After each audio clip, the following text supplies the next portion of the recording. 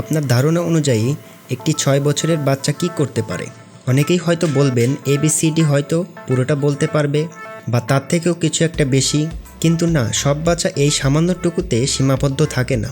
কিছু কিছু 6 বছরের বাচ্চা এমন কিছু করতে পারে যা হয়তো আপনিও কখনো করতে পারবেন না। আপনি এখন যে বাচ্চাটিকে দেখতে পাচ্ছেন তার নাম আমের মোহাম্মদ আমির। তার বয়স মাত্র 6 বছর এবং অবাক করার বিষয়, এই বাচ্চাটি প্লেন ওড়াতে পারে। হ্যাঁ, আপনি ঠিকই শুনেছেন, এই 6 বছরের বাচ্চা প্লেন ওড়াতে পারে। আমি যেহেতু একটি বাচ্চাকে প্লেন ওড়ানোর কথা বলেছি, তাই বলে আপনারা ভাববেন না বাচ্চাটা কোনো খেলনা প্লেন হয়তো চালাচ্ছে, যেমনটা আপনি এখানে দেখতে পাচ্ছেন। কিন্তু না, এই বাচ্চাটি একটি আসল প্লেন ওড়াতে সক্ষম। এখন আপনি এটাও মনে করতে পারেন বাচ্চাটির কাছে প্লেন দেওয়া হয়েছে মানে প্লেনের অবস্থা ঠিক এই ভিডিওটির মতো হবে। কিন্তু এখানেই আপনার ধারণাটি ভুল। মরক্কোর এই 6 বছরের শিশু আমের এয়ারবাস 380 সিমুলেটর মরক্কো থেকে আবুধাবিতে কোনো ধরনের প্রবলেম ছাড়াই নিয়ে গিয়েছিল। Ladies and gentlemen, welcome to Abu Dhabi and thank you for choosing Etihad. তার এই অসাধারণ কাজের জন্য এয়ারবাস তাকে স্পেশাল একটি গিফট দিয়েছিল। 2018 সালে জুলাই মাসে চীনে একটি অদ্ভুত ধরনের খাবার খাওয়ার প্রতিযোগিতা হয়। তবে এই প্রতিযোগিতা অন্যান্য খাবার খাওয়ার প্রতিযোগিতার চেয়েও বেশ আলাদা ছিল, কারণ এখানে প্রতিযোগিতায় শুধু ঝাল খেতে হবে, সেটাও আবার ঝালের ফুলের মধ্যে বসে। প্রতিযোগিতার নিয়ম ছিল খুবই সহজ, যে প্রতিযোগী সবার আগে ঝালগুলোকে খেয়ে শেষ করতে পারবে সেই বিজয়ী হবে।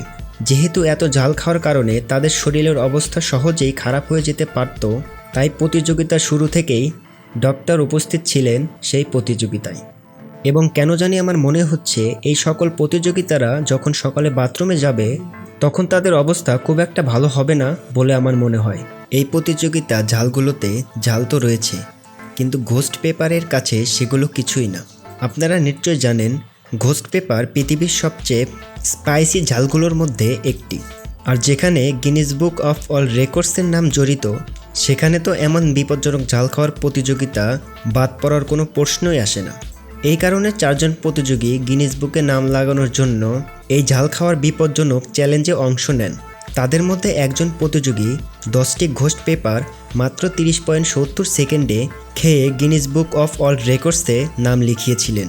এই সংবাদটা দেখুন। এখানে সাংবাদিকেরা বলছেন, এখানে একটি গাড়ি ম্যাকডোনাল্ড রেস্টুরেন্টে গিয়ে অ্যাক্সিডেন্ট করে এবং অ্যাক্সিডেন্টের কারণে গাড়িটির অবস্থা খুবই খারাপ হয়েছে।